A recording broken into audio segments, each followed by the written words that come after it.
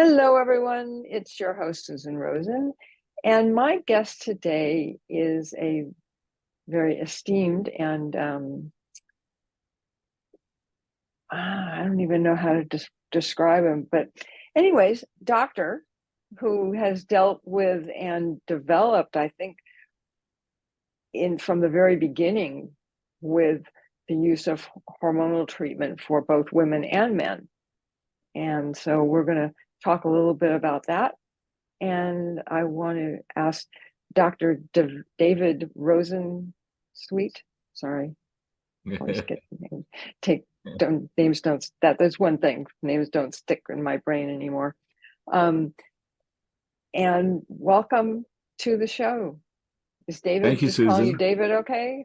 It is Okay. good to Good. be here. So why don't you tell us a little bit about your background? You've been at this for quite a while, so. I knew I was going to be a doctor when I was very young. And Ah, when I arrived in medical school in the 1960s, I felt like I'd come home to my synagogue, my church, and uh-huh. I loved it. And then by the completion of medical school, I really had a curiosity in what else was available and what about healing. Hmm. And so I just kept following the bouncing ball as my own career and life unfolded, and got interested in nutrition and detoxification and exercise. And I got extremely interested in healing my own emotions and my own consciousness and learning how to love. And I Wow. met up with a lot of issues to heal in my own self. So Mhm. in the process of being so committed to that, I learned a lot about other folks too. And it really got me deep into understanding more, at least as much as I can understand, how people get ill and how people get well and how they Mm. heal. And so I devoted my career to it. And I didn't have to, because I sort of hopped on a Dharmic river and just have been floating freely and rafting ever since. And so my career has unfolded in many ways, including in the early 1990s. A patient of mine stormed into my office without a appointment, slammed her fists on the desk, and said, "Don't think you know me. I'm going crazy. I'm actually going crazy." And it was a little bit of a surprise to me because I did know her. She was in her mid Mhm. 40s, and she'd been so successful in life, she had retired in her mid 40s. Wow. So I knew awareness was not one of her challenges. And serendipitously, I had been speaking with a physician in Northern California, Uh-huh. who was talking about progesterone, and I prescribed some progesterone to her. And 3 weeks later, I got a letter from Deborah saying, "Oh my God, I can't believe this stuff. I'm totally myself again. Thank you so much." And that was very dramatic, because in medicine, by the time someone wants to consult with a physician, there's usually a lot of water under the bridge, in the sense that Mm. there's the illnesses and the lack of health have gotten more deeply ingrained, and it's a slow moving train to help people emerge from some of Mhm. the diagnoses and health issues that they have. But this was not the case. But again, I wasn't guiding my career. She referred me to a couple of women, and it was Yeah. right up my where I love to function in medicine. I really love biochemistry. I really love hormonology and these equations. And Mhm. before I knew it, I was seeing a lot of women in menopause. And I was again enchanted with how how much powerful results could take place. And the demographic that I was working with Mhm. was basically empowered, healthy women, midlife. So there was issues, but they fell off of a cliff in many instances and couldn't sleep, were losing their libido, their energy, their vaginas, their bones, and yet really attending to the details, replenishing these hormones. These are the most powerful biochemicals in our body, Mhm. and partnering with women to figure it out, because there was very little known when I started out in the early 1990s. And Yeah. I wrote a book to give women an idea of what I thought they should know, but the hormones Uh-huh. were going into their body, so we were able to really figure it out together. And I Mm. learned very quickly on how important it was to really discover the individual balances and sensitivities of each individual woman. And once I really got that concept that this was an individual journey, and to do really good work, all you really had to do was help the woman understand her own individuality and work with these hormones. And wrote a book, brought together a summit, kept Wow. going, and I could no longer get my arms around functional medicine. There wasn't a name for it when I started off, Right.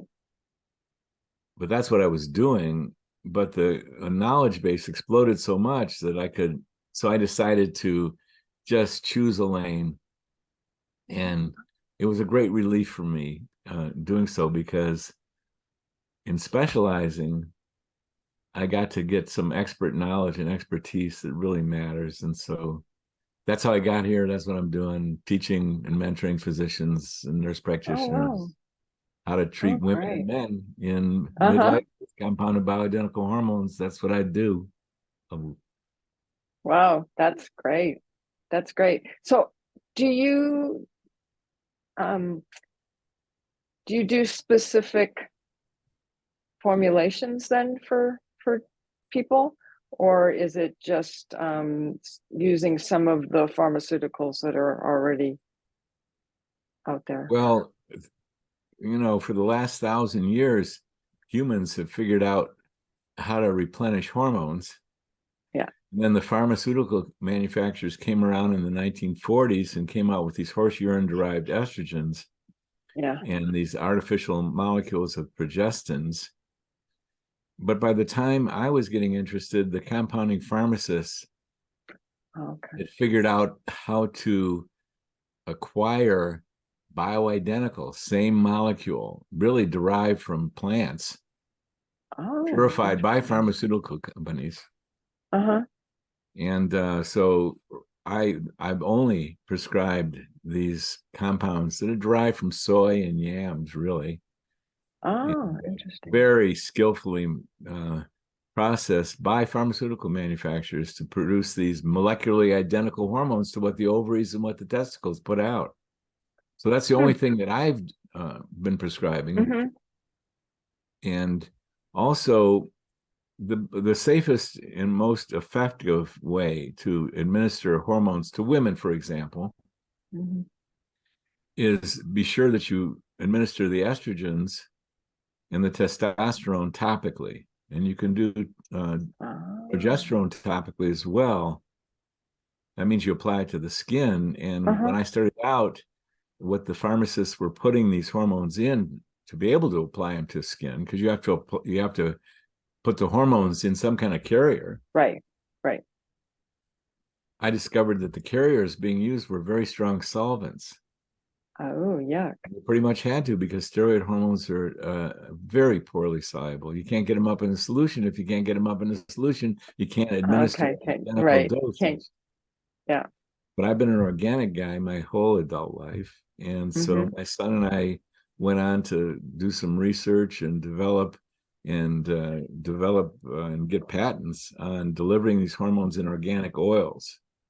Oh, how neat. So when you look at a cream or a gel, 99% of what's in that gel or cream is actually gel or cream, and they got toxic Right. potential. They're strong solvents. So we didn't make a solution. We made a suspension in certified organic oils, and all you have to do is shake it prior to use, and then you can Mm-hmm. use it. And so I care a lot about that. A woman who really gets involved with doing hormones, if she's using creams or gels, she's applying a quart a year, 99% Yeah. of which is Yeah. That solvent. makes sense. Yeah. You do that for 10, 20, 30, 40 years, you acquire a lot of solvents. I'm a holistic guy.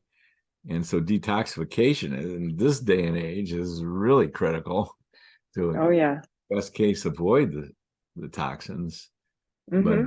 detoxify if you get them. So I put it together about 18 years ago, I had never seen a hormone, Hmm. and I'd been prescribing them through a compounding bioidentical pharmacist who was shipping them directly to my patient, but he misshipped Ah, a shipment to my office, and I had uh-huh. been prescribing for 10 years. I had never seen a hormone, and it came in these white cosmetic jars back then, and Oh I was yeah. amazed, and I broke the seal and Uh-huh.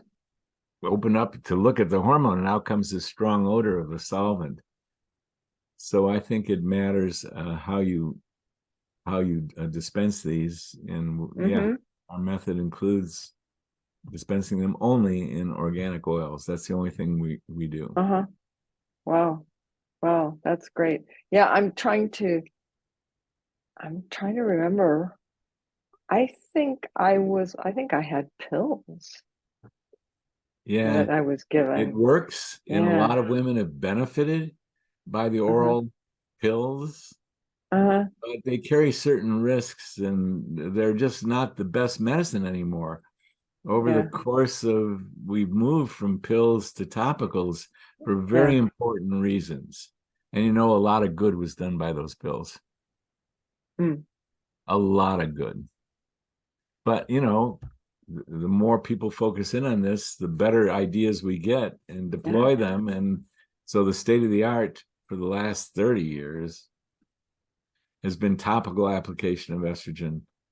And they're Oh, still giving out interesting. pills, but they shouldn't be. I mean, when the birth control pill came out, what happened? A Oh lot of yeah. There was a rare but definitely occurred incidence of clots in the Yeah. veins and in the lungs.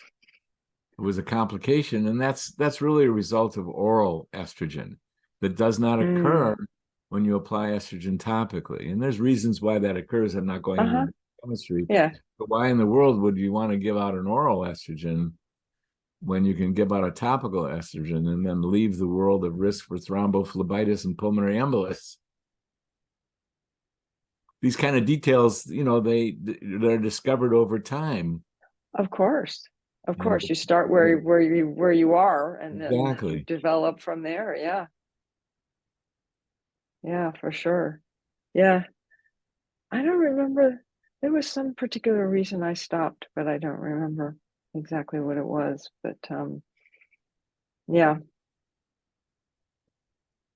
So yeah, unfortunately I didn't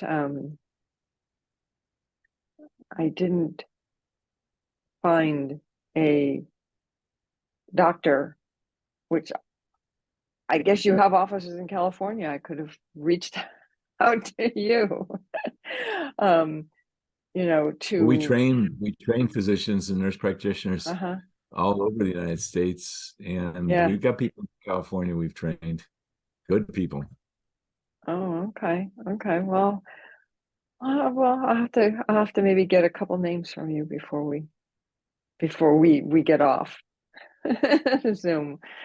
So, yeah, that could be interesting. But so what are there particular ages, and do things work differently as men and women get older?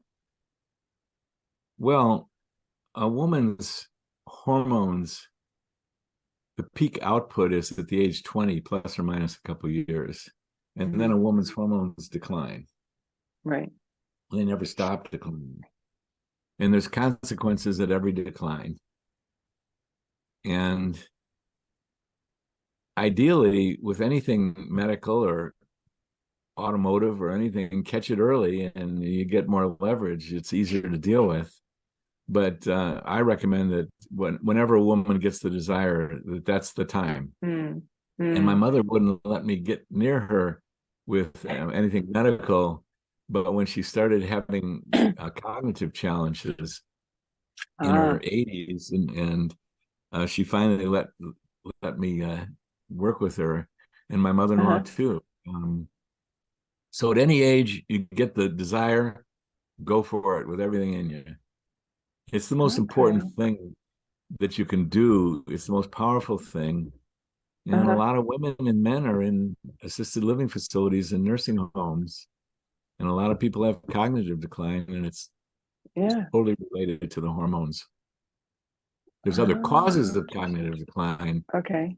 The Right. most common cause that's Mm. so prevalent among women, it's one of the most common things I hear, is not thinking as clearly, not remembering as well. But the loss of the muscles and the loss of the bones is the loss of the bladder and the vagina is what gets men and women into nursing homes and assisted living facilities. So whenever you can get it together anywhere along the Yeah. line, it's a great time to do it. Yeah. That's Yeah. called the No. great time. When the woman goes, I think I want to check this out. That's the Uh-huh. best time.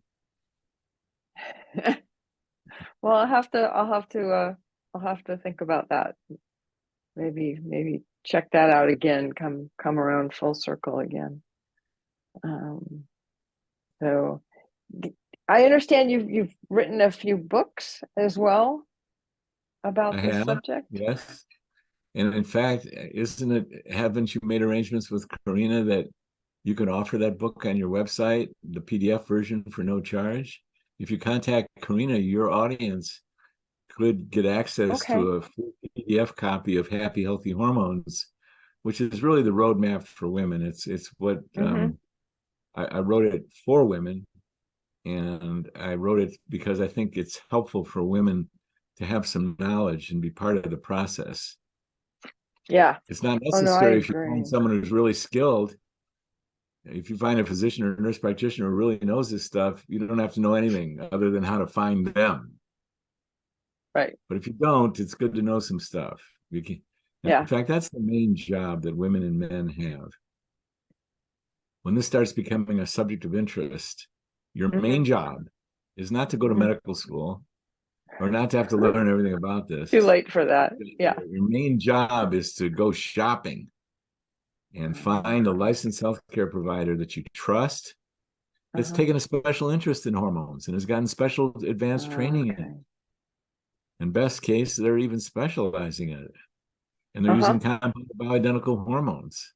That's the job. You go shopping. So you start talking to your friends, you go online, Yeah. and you keep going until you found the person for you, where you go, gosh, this person does care about hormones. They do have training. I like Uh-huh. them. I can talk to Mm. them. Mm. That's the job. And it's Uh-huh. easier these days because for men and women, there is no need to see anyone in person as far as the medicine goes. Telemedicine Ah, works. So you're in California. So anyone, if you, all you have to do is find a healthcare provider who is in California, that's licensed in California. That's your only job because you can do everything by telemedicine, okay. just like you and I are talking Okay. right now. Uh-huh. Right. There is a requirement that Okay. you got to go visit them in person once a year because of testosterone, and it's a controlled substance. So Oh. officially, you have to Hmm. show up in their office once a year because the federal government doesn't want people dispensing to just over the internet there.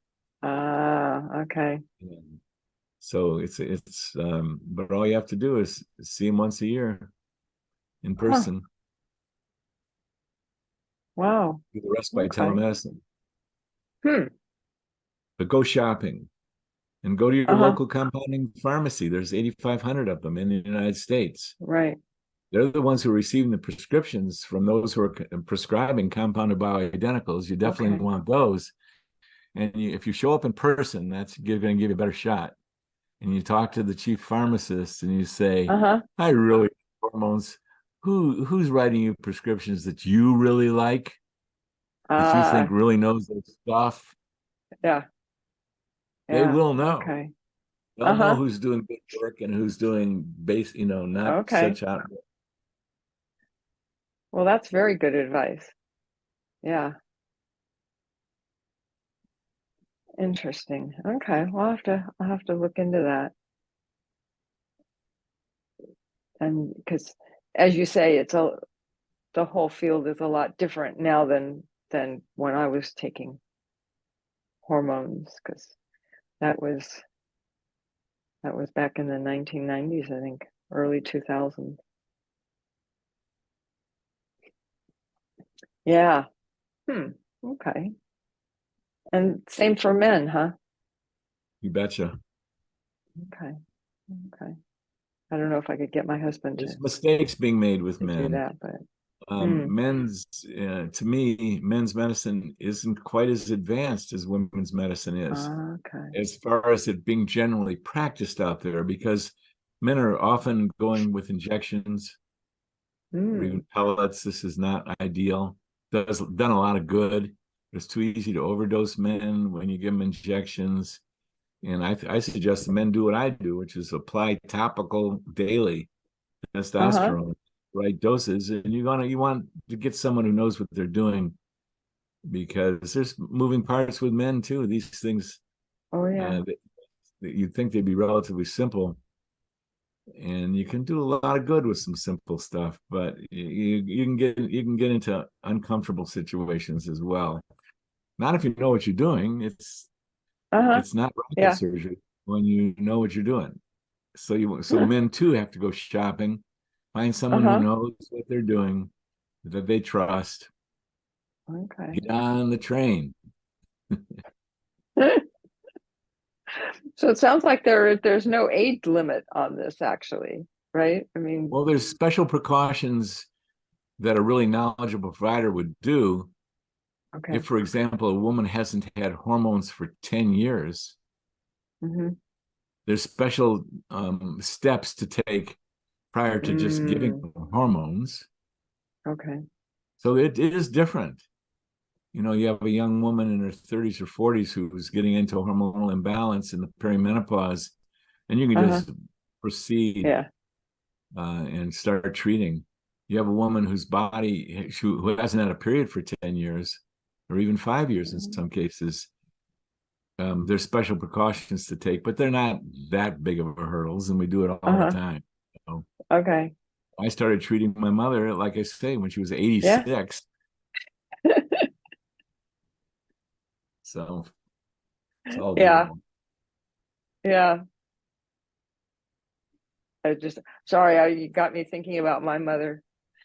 I wonder if hormones would have if they had been around at that time. I don't know if she ever got hormones, but they used to give her all the, they used to keep telling her she was like manic depressive or something and give her all these things and she'd get worse. So I know she was on hormones at one point, but that would have been a long time ago, maybe at the very beginning, because she's long gone now. And so anyways, um, funny how your mind starts going, thinking about all these different things. So it sounds like, well, do you, I'm assuming you have a website and We do. all that. Okay. So is that would that be a good place for people to start Yeah, it who have is. an interest? It's bright.live. Okay. BRITE. Bright dot live. LIVE. So is it Bright with GHT or just TE? No, it's BRITE. Okay. So it's That's the Bright. best place to start. Yeah. Okay, tell me the second half again. Bright. Bright, BRITE dot Uh-huh. live, LIVE. Ah, got it. Okay. So it's I not thought that was com, it's not org, right. it's It's dot live. live. Yeah. I always love that. Yes. You can do all kinds of things these days. Not like it used to be. Okay, well, I'll for sure put that in the, oh, there it is. It's even in my the notes that you guys sent me. How silly of me. I guess I could have. And there's another, are you still iwonderdoctor.com? Yes, that the site is still alive, and there's a lot of good information for people who are interested in their health. And there's Okay. even a segment on menopause in there. And Okay. I wonderdoctor.com. Yep. I see that on here too. So great. I will definitely put especially the Bright Live one in the show notes, and people can find it there. And I don't know, it seems like a very short podcast. Is there anything else I should be asking you about? Well, I think what's made women reluctant about taking hormones is a false rumor, false interpretation of a medical study in 2002 scared women and healthcare providers tremendously about taking hormones. Okay. And so we proactively, in the method that we use, whether a woman asks us about it or not, we address the subject of risk. And again, in your show notes, you could include a link for people to obtain a free copy of our free PDF copy of our book called Happy Healthy Hormones. And Karina can help you with that if you have any challenges with that. And in chapter 3, I cover the subject of risk, because my experience is that for all 30 years that I've been doing just treating women, every woman has had a concern in the back of her mind that if she takes these hormones, she's going to get in trouble. That's the opposite of what's true. And I would like maybe to take this opportunity to tell you what the science is. Okay, that'd be great. What the medical story is. Well, for one thing, we're human beings. We're at risk for thousands of diagnoses. And some of them are a lot harder to deal with than others. Yeah. And just in the whole subject of cancer, we're human beings, we're at risk for hundreds of different cancers. And as a man, I have increased relative risk of developing prostate cancer. And there's very specific reasons for that. And women have an increased risk of developing breast cancer, which is a lot more prevalent these days than it used to be. And there's very specific reasons for that. However, here's the science. Women who are treated with hormones are at less risk for developing breast cancer, heart attack, and stroke than women who are not being treated with hormones. Oh, interesting. That's the science. That's very contrary to public opinion that was fueled by false reporting of a faulty study that was later retracted by the original study committee, published 18 years later, that, oops, there was no increased risk. They retracted what they originally said, but hardly anyone's heard of that. Everyone heard of the Great Fear. And so I wanted to repeat the science to your audience, that the science is we're all at risk for all kinds of stuff. But women who are treated with hormones are at less risk for breast cancer, heart attack, and stroke than women who go untreated. Wow. Men who are treated with testosterone are at less risk for prostate cancer than men who are not treated. Interesting. That's the science. Wow. Illnesses have causes. There's a tremendous number of causes, and you have a major interest in nutrition, if I'm correct. Isn't that so? Yes. You know, every single illness relates down to causes of faulty nutrition, toxic exposure, faulty exercise, too much or too little, and a dysfunctional response to the stress of life. All illness comes down to that. So we can get ill, and we can make a lot of mistakes around what we eat and how we exercise or not. And we pay a price for that. But the science is men and women who are treated with hormones are less risk for some pretty big stuff. Yeah, it sounds like heart it. attack, and stroke. Wow. And men and women who are not treated with hormones. Less risk. Isn't there actually didn't I just see a study somewhere having to do specifically with that with women, of how the heart attack and stroke and breast cancer, looking at that with the risk. I could have sworn I just Well, red one. they're starting Um, to leak into public awareness because it's coming very okay. slowly. Uh-huh. The studies that show that, oh, women who are treated with hormones are at less risk for breast cancer, heart attack, and stroke than women who are untreated. So you Mm-hmm. are seeing little glimmers, and there are physicians out there speaking up about this, trying to antidote a false report that scared millions of women Yeah. off of Yeah. hormone. Yeah. Yeah. That may, I can't remember whether, I don't think that was the reason I stopped. I don't remember why I stopped too long ago. My memory doesn't function quite as well as it used to. So, um, yeah, that's interesting. So it sounds like looking into the hormones are is actually a good thing for older men and women. Yeah. Um, Well, they're the most powerful uh-huh. biochemicals that are floating around in our body. They have profound Okay. effects. And when we lose them, we pay profound prices. And sometimes the symptoms that arise are immediate and extremely life disruptive, Mm, interfere with sleep, interfere with mood, interfere with thinking, mm-hmm. remembering. But a certain percentage of men and women don't get those immediate. But everyone gets the loss of bones, loss of muscles, loss of arterial protection. Okay. And that's why when you really look at the numbers of assisted living facilities and nursing homes, Yeah. that's the main reason why they're there, is the Yes. loss of the hormones.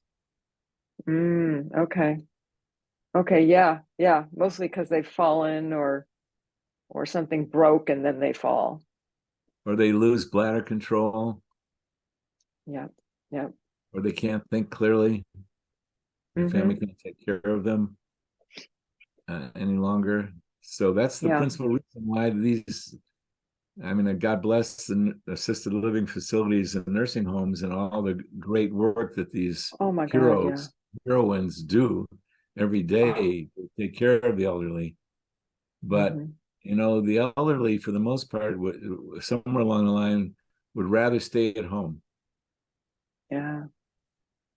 because their life means as much to them in their 90s as it does to us or Yep. anybody, Yep. but they're not able to because there comes that transition from walker to wheelchair where you just can't do it anymore. And most of that is caused by loss of hormones. When a woman Interesting. loses her testosterone, when a man loses his testosterone, Uh-huh. gradually over time, they lose their muscles.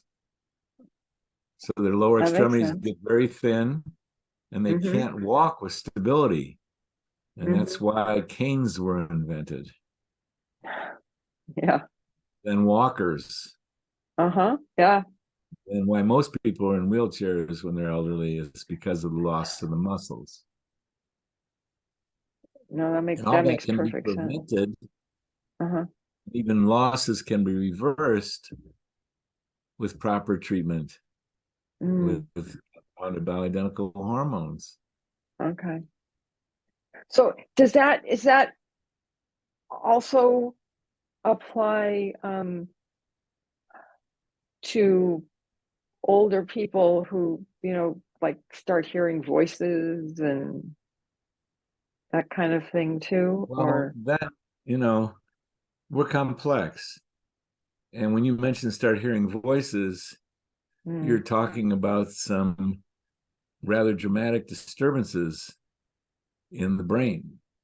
yeah, And those dramatic disturbances can have a lot of different things that are playing in yeah, there, not yeah. just the most common brain thing is loss of the ability to think clearly and to remember. Okay. and to function at the rate that brains are Mm-hmm. used to thinking and talking. That's really Right. common. A lot of that Uh-huh. is Yes. deficiency, not all of it. And then, there's dementias, there's Right. Alzheimer's. These are the Yeah. more severe cases. But when you're talking about hearing voices, there could be other components in there that, Mm. best case, you find a professional who really knows how to handle someone Yeah. hearing voices. Yeah. Hearing voices is not mild, and you want No. you want No. you want the best in the business to help you out with that. Yeah. Yeah. No, I agree. I agree. Yeah. Yeah. Well, we won't go there. Okay. I was just curious. It's not that I'm hearing voices. You know, I had to deal with that with my mother. So Yeah. yeah, not not pleasant. So anyways, well, on that happy note, we should probably wrap up. Um, I know you have things to do and places to go, and so I want to thank you very much for coming on. My All of this pleasure. has been very valuable information for a lot of people. I've got the sun coming in on my right down my middle of my face. And I will say that even as strange as this is going to sound, because you are an MD, none of this is to be seen as medical advice, official medical advice. And please don't take it that way. But do take it as information and go with it from there. So that's it. And I will say what I usually do to end here, which is that I will see everybody next week.